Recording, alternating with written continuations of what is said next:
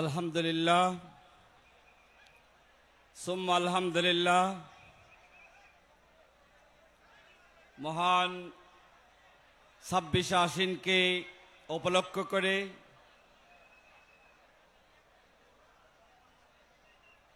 আজকের এই অনন্য সাধারণ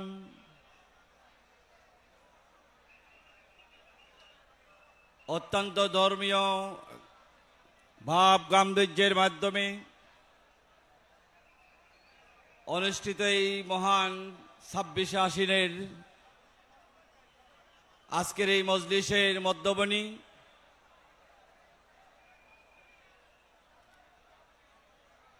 পুরা বিশ্বের বিশেষত আমাদের বাংলাদেশের সারা পৃথিবীর মুসলমানদের রাহবরে আলম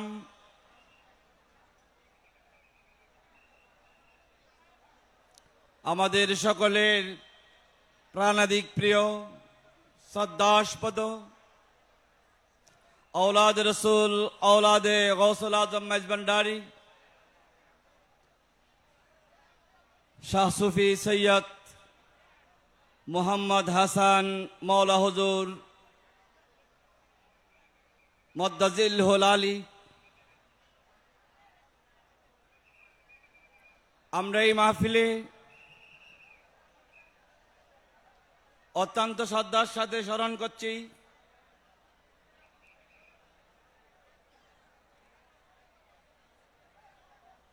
বাংলার জমিনের অহংকার আমাদের মুক্তির কাণ্ডারি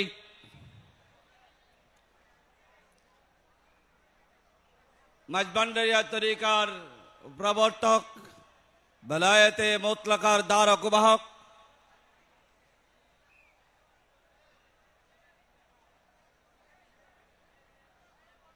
गौसुल आजम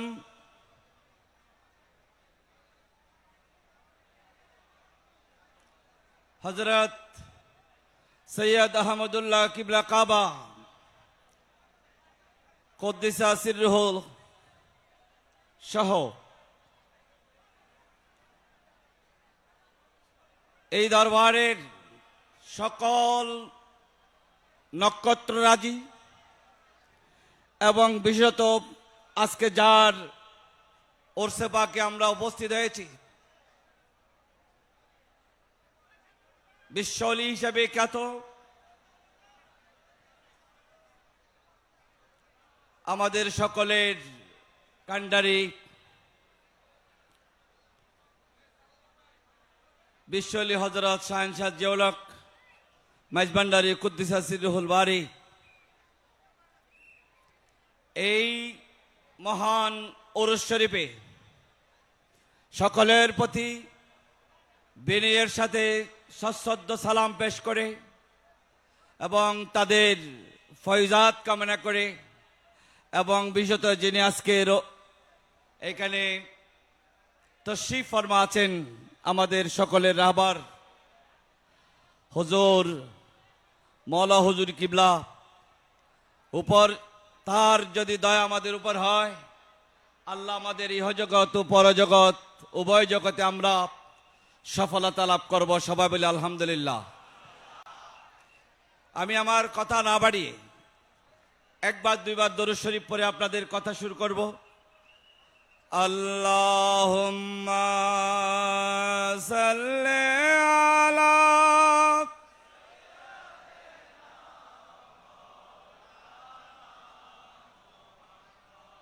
ওয়ালা আলি সাইয়্যিদিনা तेरे नस्ले पाक में है बच्चा बच्चा नूर का तो है ऐन नूर तेरा सब घराना नूर का अल्लाहुम्मा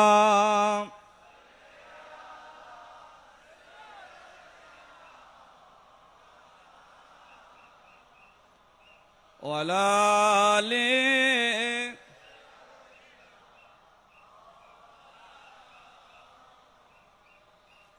আমি হযরত ইমাম শাফি রহমতুল্লাহ আলাইহির এই প্রসিদ্ধ কবিতা, সেটা দিয়ে আমার আলোচনা শুরু করব। আমার বিষয়বস্তু হলো মাজার সংস্কৃতি, ইসলামে মাজার সংস্কৃতি এবং এর উপযোগিতা। এই বিষয়ে কথা বলার জন্য আমি আদিষ্ট হয়েছি। আমাদেরকে আগে বুঝতে হবে মাজার কি, মাজার শব্দের অর্থ কি। এটা যদি আমাদের কাছে ক্লিয়ার হয়ে যায়, তাহলে এটার উপযোগিতা কি, প্রয়োজনীয়তা কি, এবং এই মাজার সংস্কৃতির মাধ্যমে মুসলমানদের সংস্কৃতি, তাহাজিব, তামাদ্দুনকে কিভাবে সংরক্ষণ করা যায় তা আমরা সুন্দরভাবে উপলব্ধি করতে পারব। আমি শুরুতে ইমাম শাফি রহমতুল্লাহ আলাইহি, উনি একজন মাযহাবের ইমাম। আমাদের 4টা মাযহাব আছে, আহলে সুন্নাত ওয়াল জামাতের 4টা ব্রাঞ্চ আছে, স্কুল আছে। আমরা এই সাব কন্টিনেন্টে, ভারত উপমহাদেশে এবং ওই যে মালয়েশিয়া থেকে শুরু করে ইন্দোনেশিয়া, তুরস্ক, এই পুরো অঞ্চল, মিডল ইস্টের অধিকাংশ অঞ্চল, ইরাক, ইরান, তুরস্ক, সিরিয়া, এই অঞ্চলগুলো থেকে শুরু করে এদিকে ইন্দোনেশিয়া, মালয়েশিয়া হয়ে আমাদের এই সাব কন্টিনেন্টে, এই বিশাল এলাকায় আমরা হানিফি মাযহাব অনুসরণ করি। আরব বিশ্বের অধিকাংশ দেশে শাফি মাযহাব আছে, এবং এরপরে ইমাম আহমদ ইবনে হাম্বল আছেন, ইমাম দারুল হিজরা ইমাম মালিক ইবনে আনাস রহমতুল্লাহ আলাইহি আছেন। আমি 4 জন ইমামের নাম ধরলাম। ইমাম আবু হানিফা হানিফি মাযহাব, ইমাম শাফি শাফি মাযহাব, ইমাম আহমদ ইবনে হাম্বল হাম্বলি মাযহাব, ইমাম মালিক মালিকি মাযহাব। 4টা মাযহাব মুসলমানদের, এই 4টা আহলে সুন্নাত ওয়াল জামাতের ফিকহে এই 4টা ইমামকে মানা হয়। আহলে সুন্নাত ওয়াল জামাতের ফিকহে এই 4টা ইমামকে মানা হয়। সে ইমামের মধ্যে হযরত ইমাম শাফি রহমতুল্লাহ আলাইহি একটা কথা বলেছেন, সেই কথা দিয়ে আমার কথাটা শুরু করছি। ইয়া আলে বাইতে মুহাম্মাদিন ইন্না হুব্বুকুম ফারজুম মিনাল্লাহি ফিল কিতাবে আনজালাহু। হযরত ইমাম শাফি রহমতুল্লাহ আলাইহি আরফার ময়দানে মেনাই, সারা বিশ্বের যখন ওনার সময়ে উনি যখন হজ করতে গেলেন, মাযহাবের ইমাম হিসাবে সবাই ওনার অনুসরণ করছেন, ওনাকে মানছেন। সেখানে তিনি সমস্ত মানুষকে সম্বোধন করে একটা কবিতা পাঠ করেছেন। সম্বোধনটা হয়েছে আলে বাইতে রসুল, ওলাদ রসুল যারা, তাদেরকে সম্বোধন করে। ইমাম শাফি রহমতুল্লাহ আলাইহি কুরাইশি ছিলেন, কিন্তু আলে রসুল না। আমাদের 4 জন ইমামের মধ্যে, 4 জন ইমামের মধ্যে আরবি কুরাইশি হলেন ইমাম শাফি, আর বাকি 3 জন এরা কুরাইশি না, বাইরের বংশের। তো ইমাম শাফি সমস্ত হজের মৌসুমে, আবার চিন্তা করেন, সমস্ত উলামায়ে ইকরাম সেখানে একত্রিত হয়েছে পৃথিবীর। কারণ তখন হজ করার জন্য মানুষ, উলামায়ে ইকরামরা বেশি যেতেন। এই কারণে বেশি যেতেন যেহেতু তখন হাদিস লিখিত হয় নাই, বুখারী শরীফ লিখিত হয় নাই, সিয়াসিত্তা লেখা হয় নাই, কোন হাদিসের কিতাব তখন বেশি লেখা হয় না। একটা কিতাব লেখা হয়েছে মুয়াত্তা ইমাম মালিক, হযরত মালিক রাদিয়াল্লাহু তাআলা আনহুর কিতাবটা, ইমাম শাফির আমলের কথা বলছি। তখন সিয়াসিত্তা লেখা হয় নাই। তখন দুনিয়ার সমস্ত আলেমরা হজে যেতেন বেশি, এই কারণে যেহেতু রসুলের হাদিসগুলো সংগ্রহ করা যায়। তাহলে বোঝা গেল ইমাম শাফি যখন মাযহাবের ইমাম হিসাবে, সেই জামানার সবচেয়ে বড় আলেম হিসাবে, উনি 150 হিজরিতে ওনার জন্ম। কার? ইমাম শাফি। তিনি মেনাই আরফার ময়দানে এই কবিতা বারবার আবৃত্তি করছেন, ইয়া আলে বাইতে মুহাম্মাদিন ইন্না হুব্বুকুম হুব্বাকুম। তিনি বললেন, এই দুনিয়াবাসী শোনো, আমার রসুলের আওলাদদেরকে কিয়ামত পর্যন্ত, হাসানি হুসাইনি যারা কিয়ামত পর্যন্ত আগমন করবেন, সকলকে ভালোবাসা ফারজুম মিনাল্লাহ ফিল কিতাবে আনজালাহু। আল্লাহ কোরআনে আয়াত নাযিল করে আমাদের উপর ফরজ করে দিয়েছেন, বলেন সুবহানাল্লাহ। আলে বাইতের আওলাদ রাসূল দেরকে ভালোবাসা আল্লাহর কোরআন মজিদের নির্দেশ অনুযায়ী ফরজ।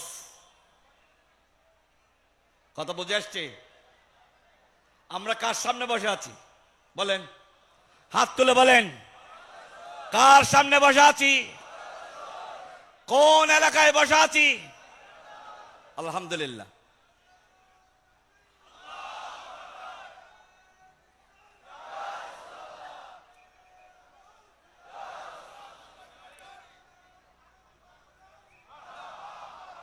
এখানে বাংলাদেশের কোন মৌলবী যদি এ কথা বলতো, ভাই এটা মানবো কি মানবো না, এটা আপনারা দ্বন্দ্ব করতে পারতেন।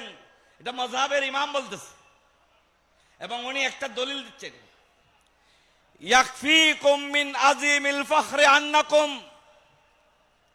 এই আলে বাইত রাসূল হাসানি হুসাইনি কিয়ামত পর্যন্ত যারা রাসূলের আওলাদ আসবেন,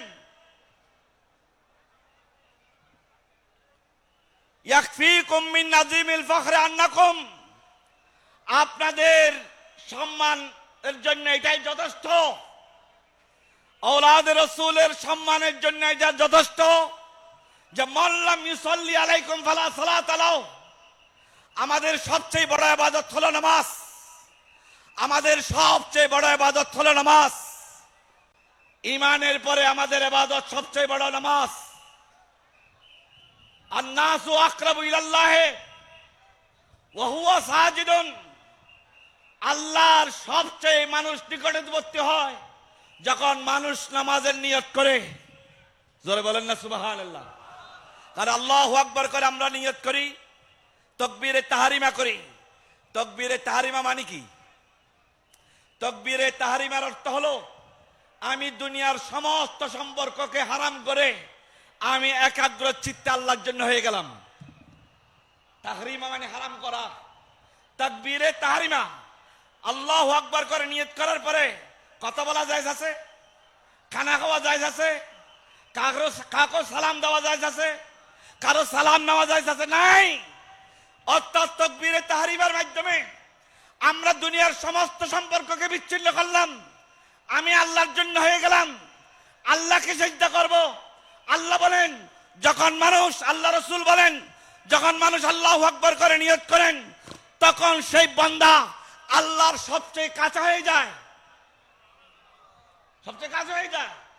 যখন মানুষ আল্লাহর কাছে হয়ে যায়, ইমাম শাফি বলেন সেই ইবাদতে, সেই নামাজে মানুষ যখন সবগুলো হারাম করে ফেলেছেন, সমস্ত দুনিয়াদারি হারাম করে তাকবীরে তাহরিমা করে নিয়ত করেছেন, ইমাম শাফি বলেন দুনিয়ার সব কিছু হারাম হলো আওলাদ রাসূলকে নামাজে সালাম দেওয়া, নামাজে তাদের উপর দরুদ পড়া আল্লাহ ওয়াজিব করে দিয়েছেন। বলেন সুবহানাল্লাহ।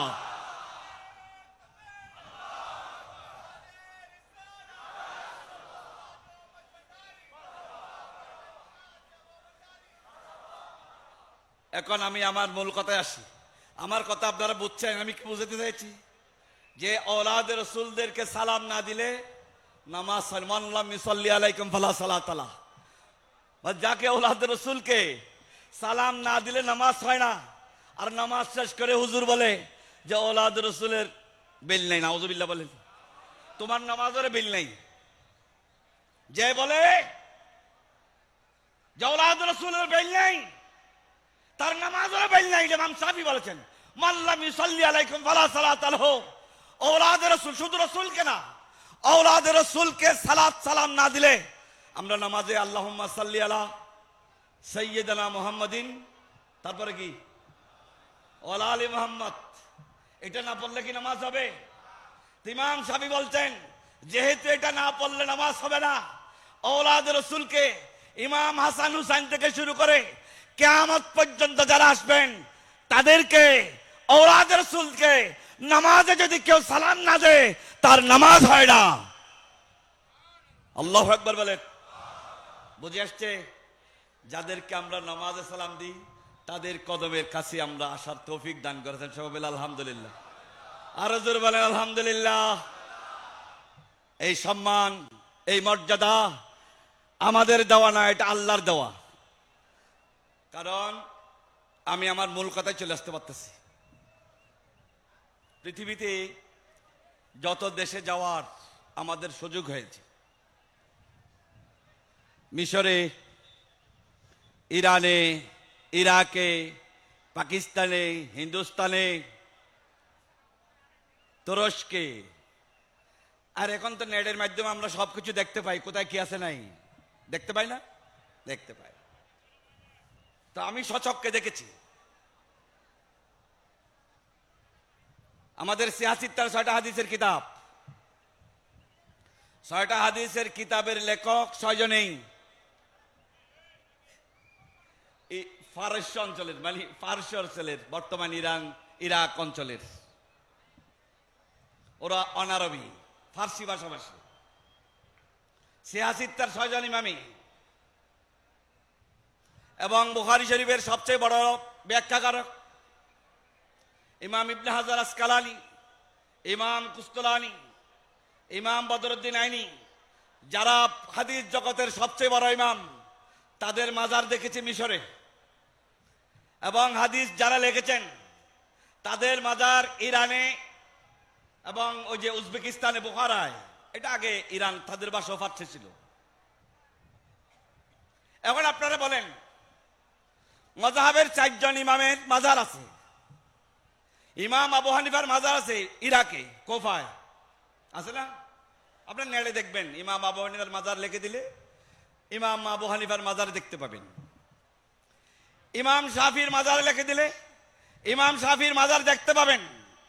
ইমাম আহমদ ইবনে হাম্বলের নাম মাজার লিখে দিলে ওনার মাজার আপনারা নেটে দেখতে পারবেন। ইমাম মালিকের মাজারও জান্নাতুল বকিতে ছিল। পরবর্তীতে 100 বছর নজদিরা ক্ষমতা আসার পর থেকে এটা ভাঙা হয়েছে। অর্থাৎ 4 মাযহাবের 4 জন ইমামের মাজার আছে এবং সিয়াসিত্তার 6 জন ইমাম, 6 জনের মাজার আছে। বা ইসলাম যদি এই 4 জন মাযহাবের ইমাম, 6 জন হাদিসের ইমাম, এদেরকে বাদ দিলে দুনিয়াতে আর ইসলাম থাকে না। না আপনি হাদিস পাবেন, না নামাজ পাবেন, না রোজা পাবেন, না যাকাত পাবেন, না কাইফিয়ত পাবেন, কিছুই পাবেন না।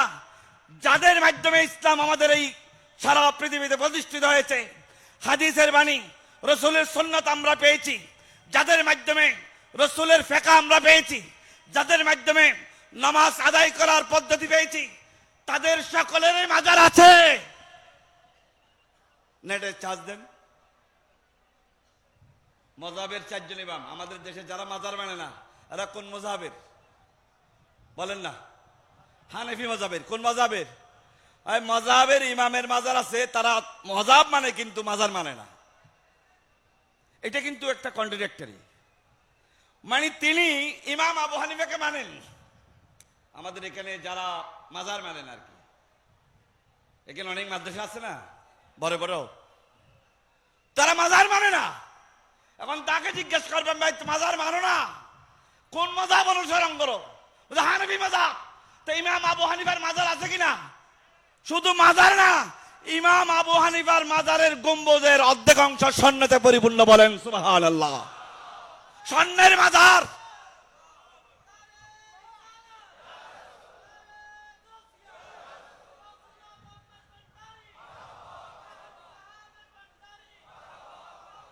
যেহেতু যে মাযহাব আপনি মানেন, তো সেই ইমামের যেহেতু মাজার আছে, আপনার পক্ষে মাজারের বিরোধিতা করা সম্ভব? না হলে মাজার বানবেন, আর না হলে মাজার ছাড়বেন। কোনটা করবেন? এদেরকে বলতে হবে। না হলে মাজাব মানেন, আর না হলে মাজাব ছাড়েন। আরে যদি মাজাব মানতে হয়, যেহেতু ইমাম আবু হানিফার মাজার আছে স্বর্ণের গম্বুজের, এরা কেমনে বলে এগুলো? এই মিডিয়ার যুগে, আধুনিক যুগে এগুলো বললে মানুষ হাসবে।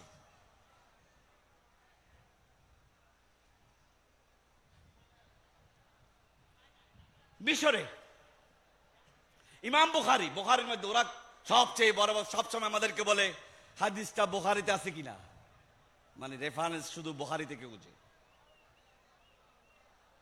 তো এখন কথা হলো, তো বুখারী, ইমাম বুখারীর মাজার আছে কিনা বলেন? আল্লাহু আকবার বলেন। আর জোরে। ইমাম বুখারীর শুধু মাজার না, ইমাম বুখারী ইন্তেকাল করার পরে তাদের কিতাবে সারা পৃথিবীর সমস্ত মুহাদ্দিস একমত যে উনি ইন্তেকাল করার পরে ওনাকে যখন দাফন করা হয়েছে উজবেকিস্তানে বুখারায়, তখন একটা হরতনং নামক জায়গা, সেই বুখারার হরতনং জায়গায় যখন তাকে দাফন করা হয়েছে, তার কবরে পাক থেকে ভাই মানুষ মাটি নেওয়া শুরু করেছে, তবরুক। তো তবরুক যারা নিচ্ছেন, কেউ ইমাম তিরমিজি নিচ্ছেন, কখনো ইবনে মাজাহ নিচ্ছেন, ইমাম বুখারীর কবরের মাটি তবরুক হিসেবে ঘরে নিয়ে যাচ্ছেন ইমামরা, তবরুক হিসেবে। কারণ ইমাম বুখারীকে যখন দাফন করা হয়েছিল, সমস্ত দুনিয়ার ইমাম একমত যে ওনার কবরের মাটি থেকে এমন সুগন্ধি বের হচ্ছিল যে পুরা এলাকা খুশবুতে ভু ভু করছিল। বলেন সুবহানাল্লাহ। আল্লাহ ওয়ালারা, উনি ওলাদ রসুল না, ইমাম বুখারী ওলাদ রসুল না। ভাই ওলাদ রসুল সেটা একটা আলাদা জিনিস, এই সম্মানের সাথে অন্য কোনো সম্মান যায় না। কেউ যদি নিতে চেষ্টা করে বা এটা ভুল হবে। কারণ আল্লাহ রসুলের ওলাদের বিরুদ্ধে যখন কাফেররা সমালোচনা শুরু করেছে, রসুলের ছেলে যখন ইন্তেকাল করেছেন, ছেলে সন্তান হযরত ইব্রাহিম, হযরত আব্দুল্লাহ যখন ইন্তেকাল করেছে, তখন কাফেররা বলেছিল রসুলকে যে আপনি তো আফতার হয়ে গেছেন, আফতার মানে নির্বংশ হয়ে গেছেন। তখন আল্লাহ এটা নাযিল করেছিল, ইন্না আতাইনা কাল কাউসার। আল্লাহ বলেছেন না, দুনিয়ার সমস্ত বংশ বন্ধ হয়ে যাবে, আমার রসুলের বংশ বন্ধ হবে না। দুনিয়ার সমস্ত বংশ নির্বংশ হবে, কিন্তু আমার রসুলের বংশ কিয়ামতের সকাল পর্যন্ত টিকে থাকবে। বলেন সুবহানাল্লাহ।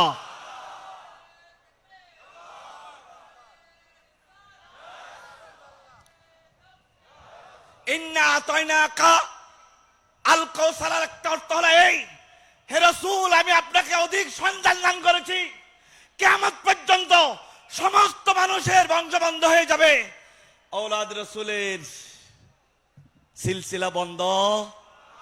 বাংলাদেশে ঔলাদ রসুল আছে, পাকিস্তানে আছে, হিন্দুস্তানে আছে, মালয়েশিয়াতে আছে, ইরাকে আছে। ভাই এমন পৃথিবীর এমন একটা অঞ্চল দেখান, এমন একটি শহর দেখান যেখানে মুসলমান আছে কিন্তু ঔলাদ রসুল নাই, এটা আপনি দেখাতে পারবেন না।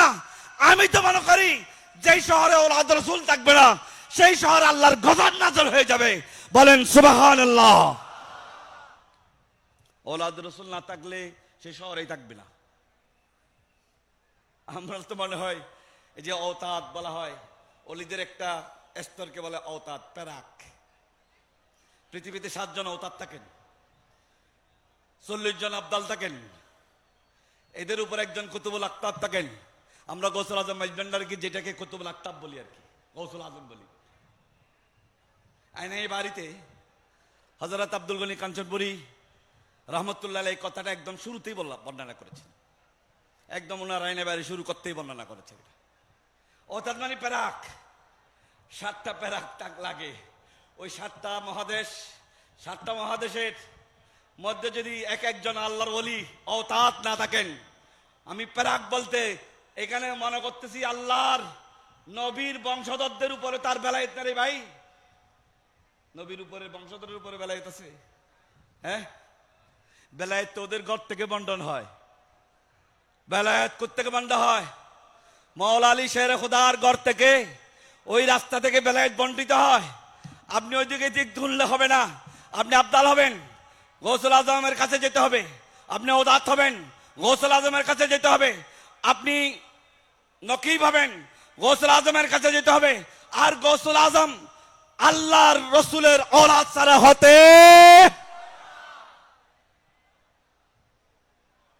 এখন আমি তোলো ইমাম বুখারী ওলাদ রসুল্লাহ, ওনার মাজারের যদি এই অবস্থা হয়, ওনার যদি মাজার থাকে, ইমাম মুসলিমের মাজার ইরানে,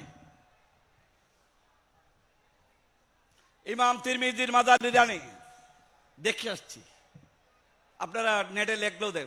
অর্থাৎ 6 জন মজাহাবের হাদিসের 6 জন কিতাবের মাজার আছে। এখন আমার কথা ছিল মাজার মানিক রে ভাই, এখন কত এটা মাজার কর্ত হলো এই যে জিয়ারত গাহ, মাজার এটা ইসমে জরফ, অর্থাৎ মিমটা হলো স্থান বোঝায় আর কি। মাজার, মাজারের শুরুতে মিম আছে না, মিম জা আলিফ রা, মাজার। তো মাজারের এটা আরবি শব্দ এরকম, মিম জা আলিফ রা, মাজার। তো মাজারের মূল রুট শব্দ হলো জিয়ারত, জিয়ারত করা। রসুল্লাহ নিজে বলেছেন, এটা শব্দ রসুলের হাদিস থেকে আনা হয়েছে। রসুল বলেছেন, নাহাইতুকুম আন জিয়ারাতিল কুবুর আলা ফাজরুহা। আল্লাহ রসুল বলেছেন যে তোমরা কবর জিয়ারত করবে, খবরদার, আলা ফাজরুহা, আমি আজকে তোমাদেরকে নির্দেশ দিলাম তোমরা জিয়ারত করবে। যে জিয়ারত শব্দটা রসুল বলেছেন, সে জিয়ারত শব্দ থেকে মাজার হয়েছে। অর্থাৎ প্রথমত আমরা কোন মানুষ, কোন ওলি আল্লাহ, কোন মুসলমান, কোন ইমানদার, কোন মুহাদ্দিস, কোন মুফাসসির, কোন মুবাল্লিগ, সাধারণ মানুষ যখন ইন্তেকাল করে তখন সেটাকে তাকে কফন করা হয়, কবর দেওয়া হয়, দাফন করা হয়। আর যখন মানুষ সেখানে জিয়ারত করতে যায় তখন সেটার নাম কি হয়ে যায়? মাজার। বলেন না সুবহানাল্লাহ। আরো জোরে। মাজার কি? জিয়ারতের স্থান। আপনি যেখানে জিয়ারত করতে যাবেন সেটার নাম কি? তুমি তাহলে তারা কবর জিয়ারত করে না? তারা যদি কবর জিয়ারত করতো তাহলে তো তাদেরও মাজার থাকতো। এখন প্রশ্ন হলো, এই যে মাজার সংস্কৃতি কেন দরকার? আচ্ছা আপনারা বলেন, রসুল্লাহর সুন্নতের উপরে কোন সুন্নত আছে? হ্যাঁ, এখন তো বলছি আমি ইমামদের মাজার আছে, 4 ইমামের, 4 মাযহাবের ইমামের মাজার আছে, এটা বলেছি। 4 মাযহাবের ইমাম মাজার আছে, 6 জন হাদিসের গ্রন্থের প্রণেতার মাজার আছে, এখনো বর্তমানে আছে পৃথিবীতে। এবং ইমাম মালিকেরটা ভাঙা হয়েছে জান্নাতুল বাকিতে। আচ্ছা, এগুলো তো নিম্নের, উপরে যায়। রসুল্লাহর মাজার আছে কিনা? মদিনা শরীফে কার মাজার আছে? রসুল করিমের রওজা শরীফকে কি বলে? রসুলের মাজার আছে, আমরা সেখানে জিয়ারত করতে যাই। একজন আলেম, অনেকে তাকে ফলো করে, আবার তার বিরুদ্ধে অনেক কথাবার্তা আছে। আল মাকালাতুস সুন্নিয়া নামে একটা কিতাব আছে ওই ইমামের বিরুদ্ধে, ওই লেখকের বিরুদ্ধে।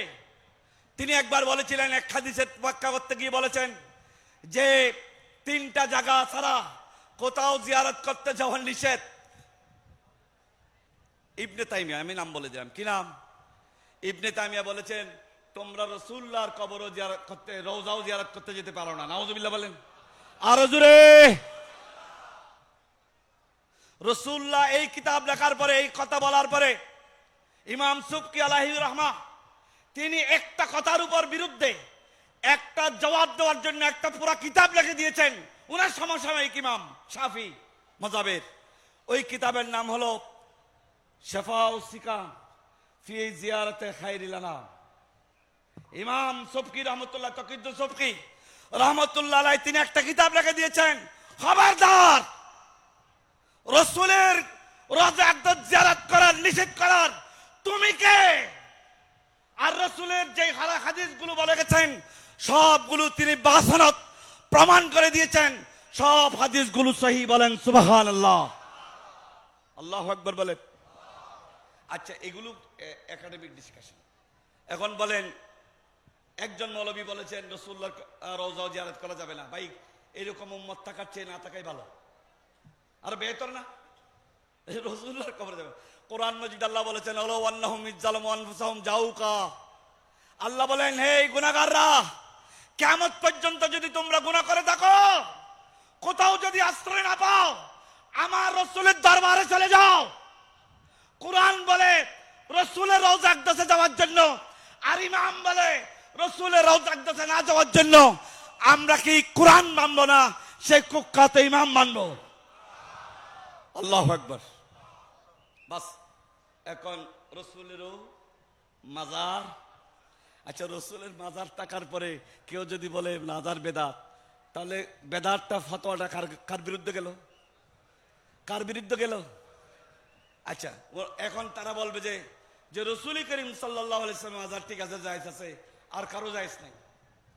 তখন যদি প্রশ্ন হয়, তাহলে রাসূলের রওজার পাশে আবু বকর সিদ্দিকের মাজার কোথায়?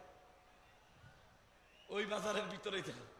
তাহলে আবু বকর সিদ্দিক তো নবী না, উনি তো উম্মত। তাহলে আবু বকর সিদ্দিকেরও মাজার আছে। ওমর ফারুকের মাজার কোথায়? রোজার ভিতরে। তাহলে উনি তো নবী না, উনি তো উম্মত। তাহলে উম্মতের মাজার তো আছে, নবীরও মাজার আছে, খুলাফায়ে রাশিদিনেরও মাজার আছে। এরপরও তোমরা কিভাবে মাজারের বিরুদ্ধে কথা বলো? এটা আমাদের বুঝে আসে না। এটা বুঝে আসে এতটুক যে তোমাদের কপাল খারাপ। আরো জোরে বলেন না, তাদের কপাল খারাপ। এখন মাজার সংস্কৃতি রাসূলুল্লাহর জামানা থেকে মাজার সংস্কৃতি শুরু হয়েছে। এটা আমাদের রাসূলের উম্মতের কথা বলতেছে, আমাদের ইসলামের কথা বলতেছে। কিন্তু আপনারা দেখেন জেদ্দায়, জেদ্দা আছে না মক্কা শরীফে? জেদ্দা বিমানবন্দর না? ওই জেদ্দা শহরে একটা মাকবারাতু হাওয়া আলাইহিস সালামের মাজার আছে। বলেন না সুবহানাল্লাহ।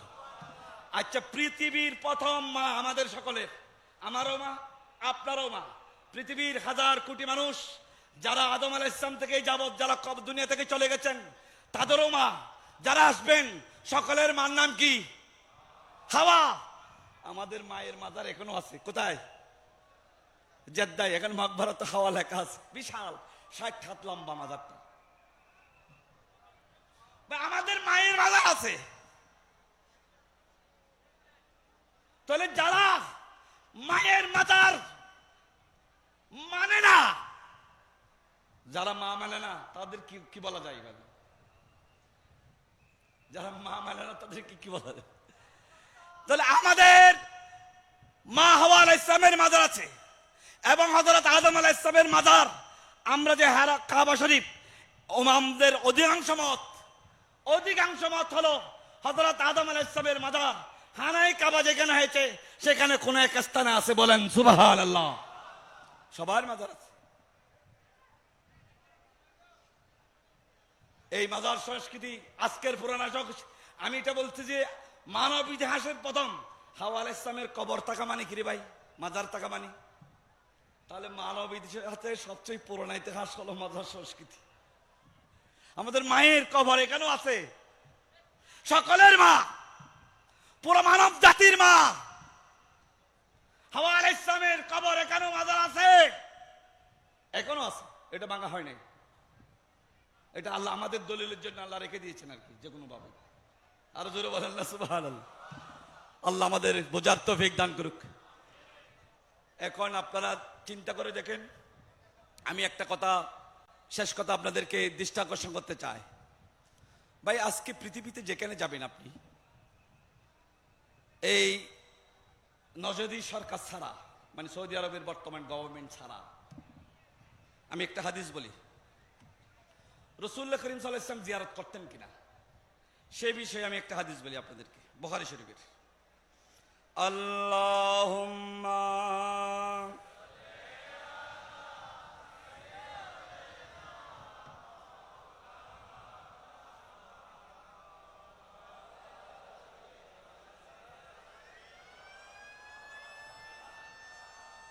আল্লাহুম্মা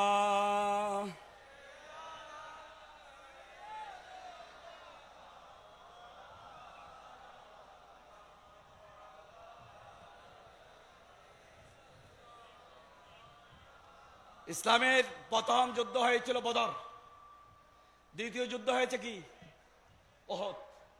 আপনারা যারা হজ করতে যান, হাজিরা যখন মদিনা শরীফ যায়, তারা মকবরায়ে বদরে যায়, মানে সেখানে মাজার আছে। আবার যারা মদিনা শরীফ যান, ওহদে জিয়ারত করতে যান।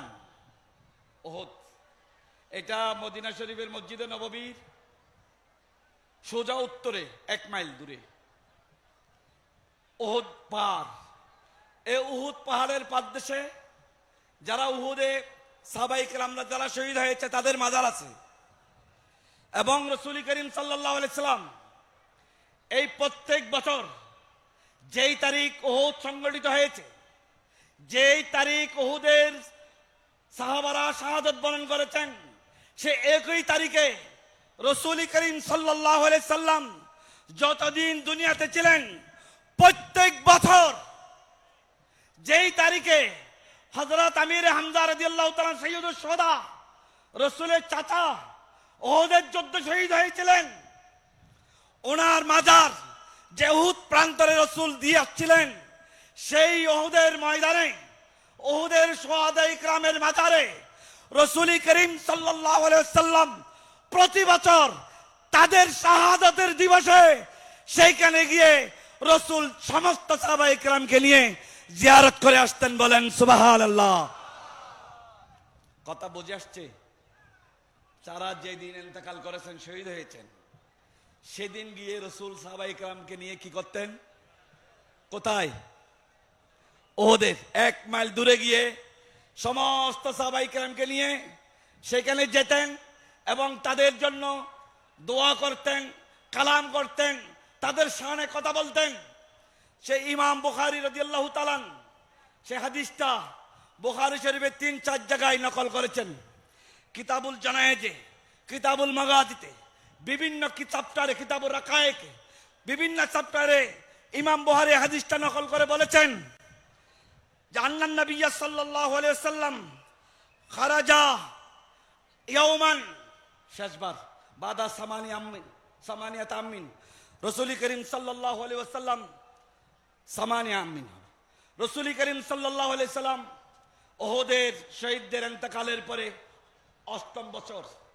8ম বছর মানে রাসূল যে বছর ওফাত পাবেন, দুনিয়া থেকে চলে যাবেন, ইন্তেকাল করবেন, দুনিয়া থেকে পর্দা করবেন, সেই বছরে রাসূল করিম সাল্লাল্লাহু আলাইহি ওয়াসাল্লাম প্রত্যেক বছর তো যেতেন।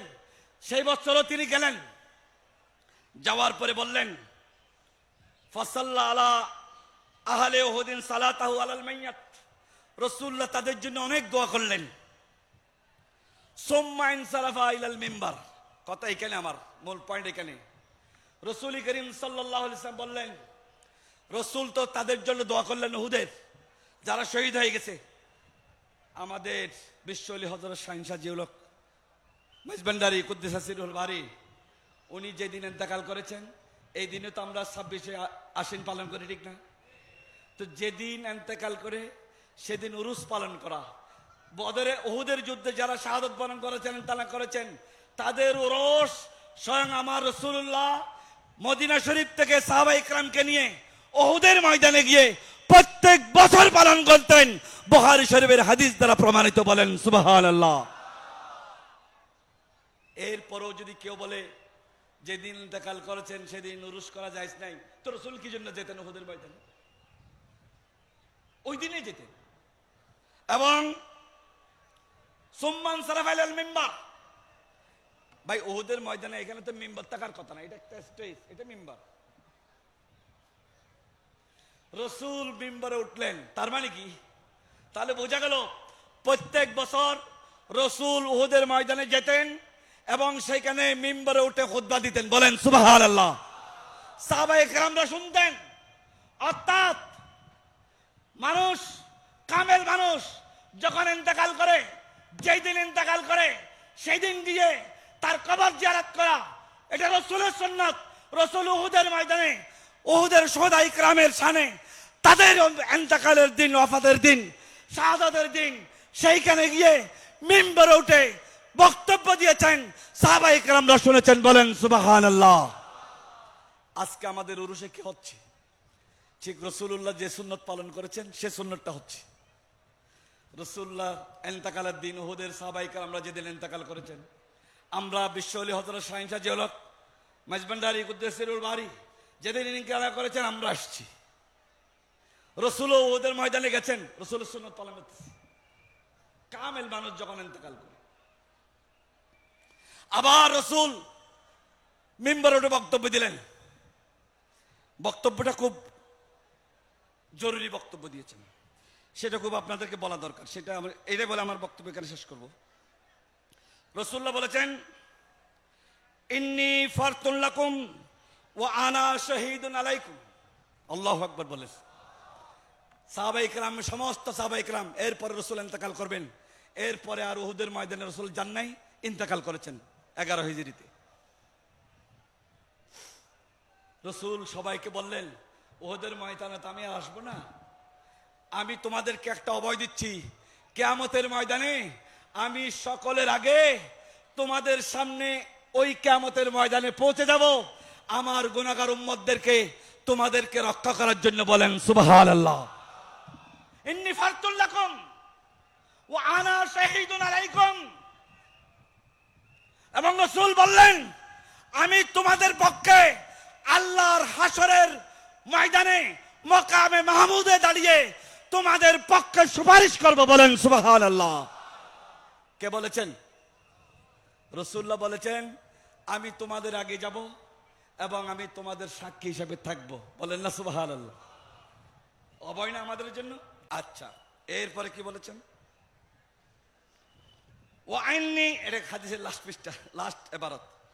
ওয়া ইন্নী ওয়াল্লাহ, আল্লাহ রাসূল বলেন, ওয়া ইন্নী ওয়াল্লাহ, আমি শপথ করে বলতেছি, আল্লাহর কসম, আমি শপথ করে বলতেছি, লা হাবু আন তুশরিকু বাদি, আমি আল্লাহর কাছে এই গ্যারান্টি পেয়েছি, আমার কোন উম্মত যে কলমা লা ইলাহা ইল্লাল্লাহ পড়বে, মুহাম্মদুর রাসূলুল্লাহ পড়বে, সেই কখনো কিয়ামত পর্যন্ত শিরিক করবে না। বলেন সুবহানাল্লাহ।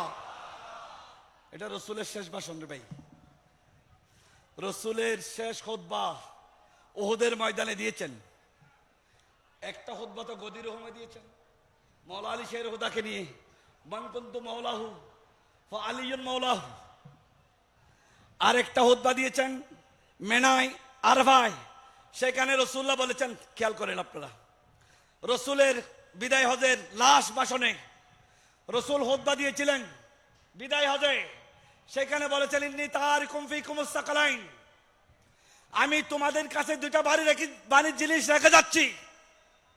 কি জিনিস? কে বলেছেন? কখন বলেছেন? বিদায় হজে।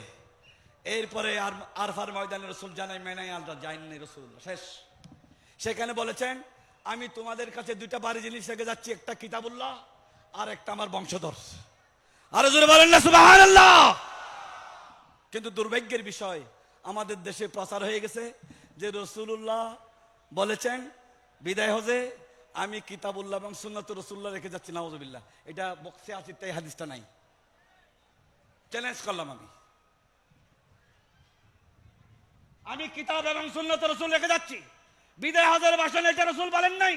মুসলিম উঠান, তিরমিজি উঠান, আবু দাউদ উঠান, সমস্ত কিতাবে আছে, আনা তারিকুম ফিকুমুস সাকালাইন, আমি তোমাদের কাছে দুইটা বাড়ি জিনিস রেখে যাচ্ছি, একটা আমার কিতাব কুরআন আর একটা আমার বংশধর। তোমরা যদি তাদের কদমে থাকো, তোমাদেরকে কেউ পথভ্রষ্ট করতে পারবে না। বলেন সুবহানাল্লাহ।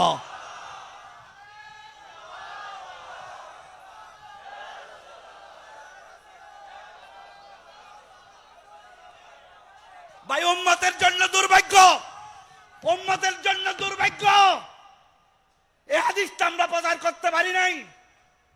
আমি চ্যালেঞ্জ দিলাম, সিয়াসিত্তার কোন কিতাবে এই হাদিসটা নাই। আমি কোরআন এবং সুন্নাহ রেখে যাচ্ছি, সিয়াসিত্তার কোন কিতাবে নাই। এটা শুধুমাত্র ইমাম মালিক বর্ণনা করেছেন মুয়াত্তায়, তাও মুরসাল হাদিস। কোন সাহাবী রাসূলের কাছে শুনেছেন? এটাও নাই। কোনটা?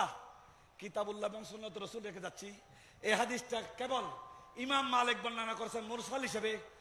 কোন সাহাবী রাসূল থেকে শুনেছেন, কোন তাবী শুনেছেন, এটা ওর উল্লেখ কিন্তু আমি কিতাবুল্লাহ এবং আমার রাসূলের বংশধর রেখে যাচ্ছি, এই হাদিসটা 30-40 জন সাহাবী বর্ণনা করেছেন।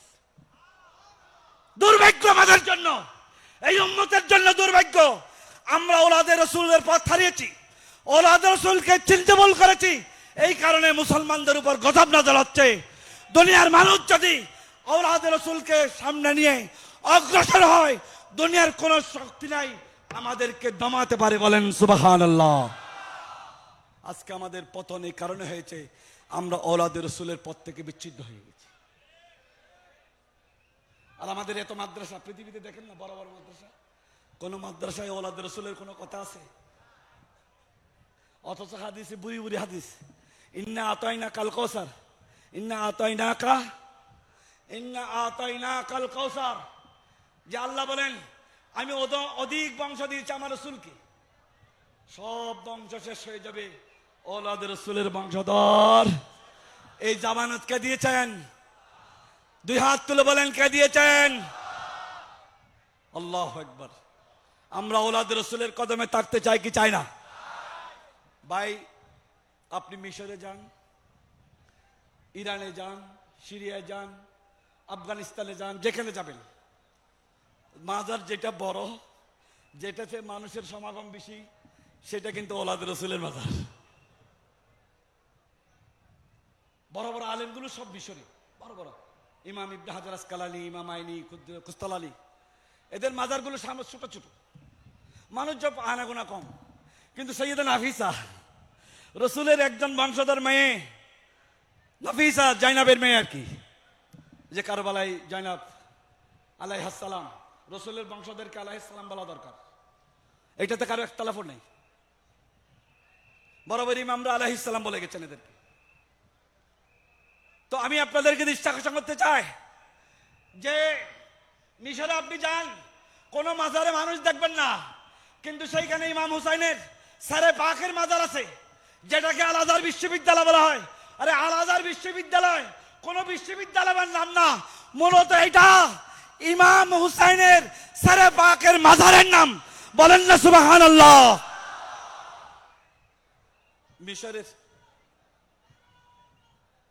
মিশরের সমস্ত উলামা ইকরাম ক্লাসে যাওয়ার আগে ইমাম হুসাইনের সারে পাকের মাজার জিয়ারত করে বাইরে হন।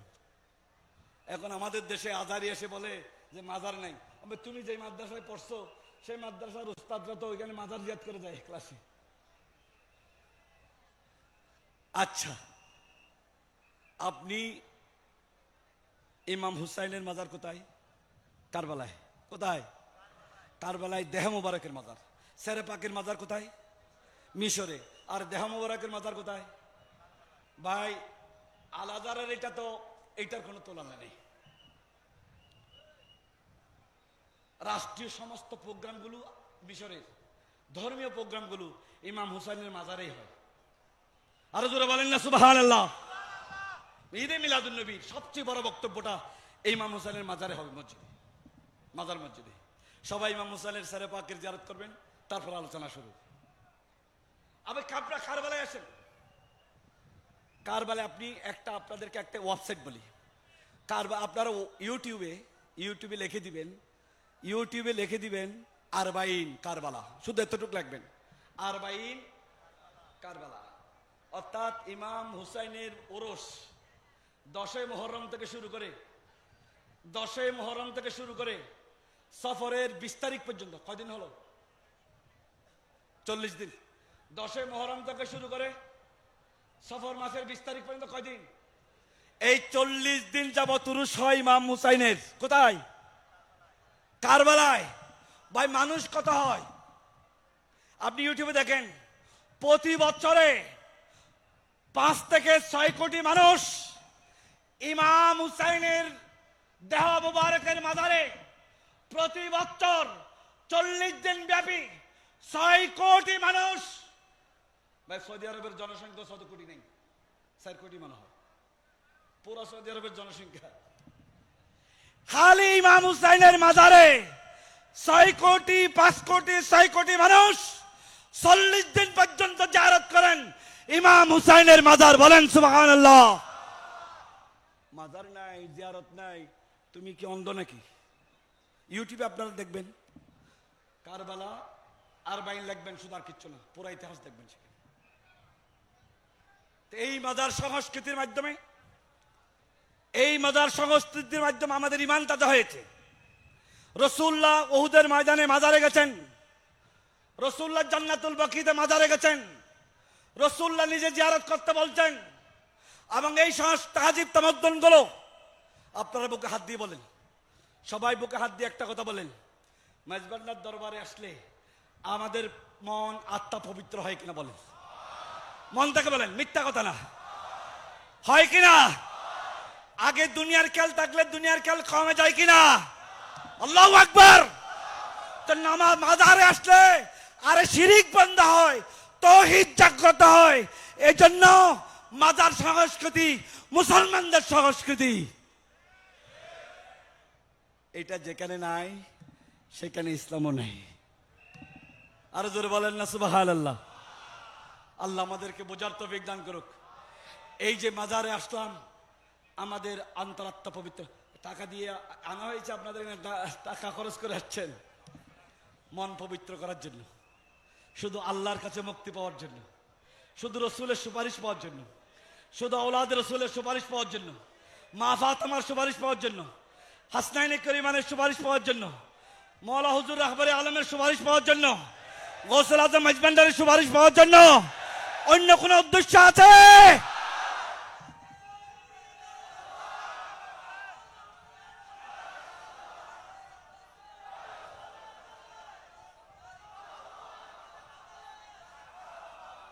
এই মাজার সংস্কৃতির মাধ্যমে আমাদের ভাই ইমান তাজা হয়েছে। কি হয়েছে? আমরা ইমানের দুর্বলতা আসলে মাজারে আসি, আমরা সেটা সফল করি, এটাকে সবল করি। আল্লাহ তাআলা আমাদেরকে এই মাজারের ফজিলত বোঝার, অনেক লম্বা বক্তব্য আছে ছিল, আমার প্রায় 1 ঘন্টা বক্তব্য হয়ে গেছে। আল্লাহ আমাদেরকে বোঝার তৌফিক দান করুক। আমি যে একটা কথা আপনাদেরকে বোঝাতে চেষ্টা করেছি, আপনারা এটা বুঝছেন? ওদের ময়দানে মাজারে কে গেছেন? বক্তব্য কে দিয়েছেন? রসুল বলছেন আমার উম্মত শিরিক। এরা কেমনে বলে শিরিক করে? আমরা কি এখানে শিরিক করতে আসি? মাকে তৌহিদের যেটা আলু নিভে গেছে সেটা জ্বালাতে আসি। যে একটা নাত আছে, এটা আমাদের মাঝবান্ডারে উঠেছে তৌহিদের নিশানা, ঘুমাইলো মায়ার ঘুমে। এটা আমাদের বক্তারা বলবেন, ওরা সুর দিয়ে বলবেন, শুরুতে এটা বলবেন আমি আশা করি।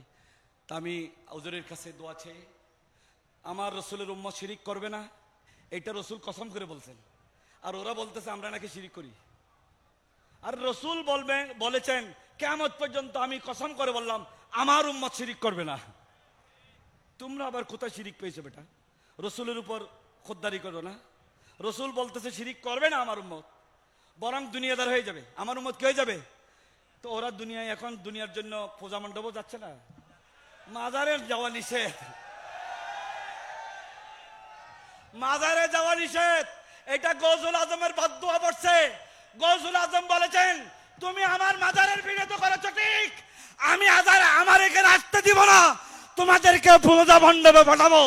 দেখতে পাচ্ছে কিনা? দুই হাত তুলে বলেন।